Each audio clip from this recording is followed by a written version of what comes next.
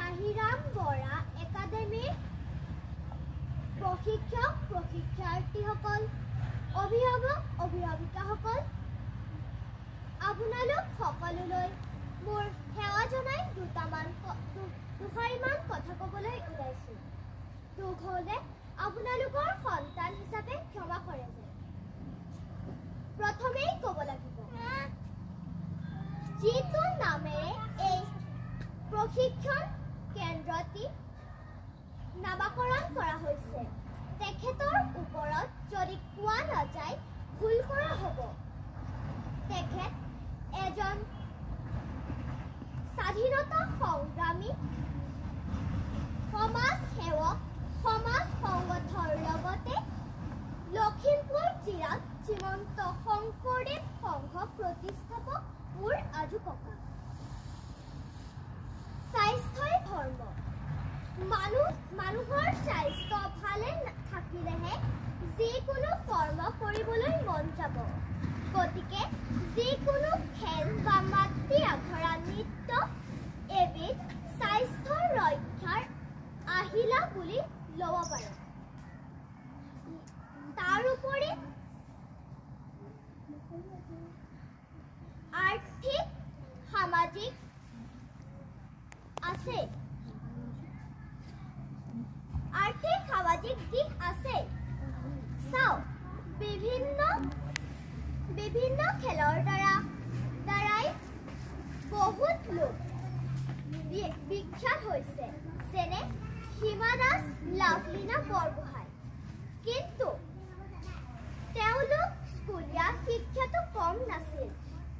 সংস্কৃতত এটি শ্লোক আছে, শিক্ষা দদাতি বিনয়ং বিনয়াতি ইয়াতি পাততাং পাততাত ধনমাত মুতি ধনাত ধৰ্ম তথা সুখম। অৰ্থাৎ শিক্ষাৰ পৰাই বিনম্ৰতা, যোগ্যতা, ধন, ধৰ্ম আৰু সুখ আহে। শিক্ষা হৈছে একোপাহি সুগন্ধি ফুলৰ দৰে, যাৰ পাহিবোৰ নিশক্তে মেল খায়। জ্ঞানৰ সুবাস চৌদিশে বিয়পায় আৰু এই শিক্ষাৰ মূল আলয় হ'ল পঢ়াশালী। এই অনুষ্ঠানভাগে যিসকল ব্যক্তিয়ে আমাৰ শিক্ষা দান কৰে, সেইসকল ব্যক্তিয়ে আমাৰ জীৱনৰ দ্বিতীয় গুৰু। গতিকে আমি তেখেতসকলক শ্ৰদ্ধা আৰু ভক্তি কৰিব লাগে। সময়ৰ ওপৰত লক্ষ্য ৰাখি মই মোৰ চমু বক্তব্য এটি নীলমণি ফুকনদেৱৰ কবিতাৰে সামৰণি মাৰিব খুজিছোঁ। কবিতাৰ শিৰোনাম ওলমি থকা গোলাপী চমুৰ লগ্ন। কবি নীলমণি ফুকন।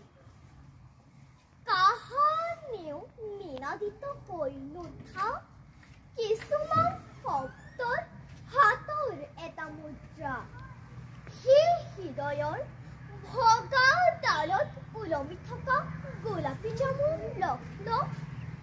জুই জ্বলি থকা নগৰৰ ওপৰত উৰি ফুৰা এটা সামুদ্ৰিক চৰাই, ক্ৰমশ মৰি অহা এটা আঙুলি, বৰফ হৈ অহা এটা জুৰি, অন্তৰ আৰু অন্তৰ খহাই বৈ যোৱা তপত লাভাৰ আন্ধাৰ পাগলা দিয়া, ডিঙিলৈকে সাগৰত ডুব গৈ থকা দীঘল এটা গান।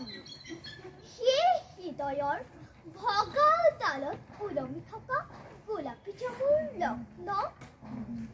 কাহানিও নিনাদিত হৈ নুঠা কিছুমান শব্দৰ সেই প্ৰাচীন শীতলতা। ধন্যবাদ।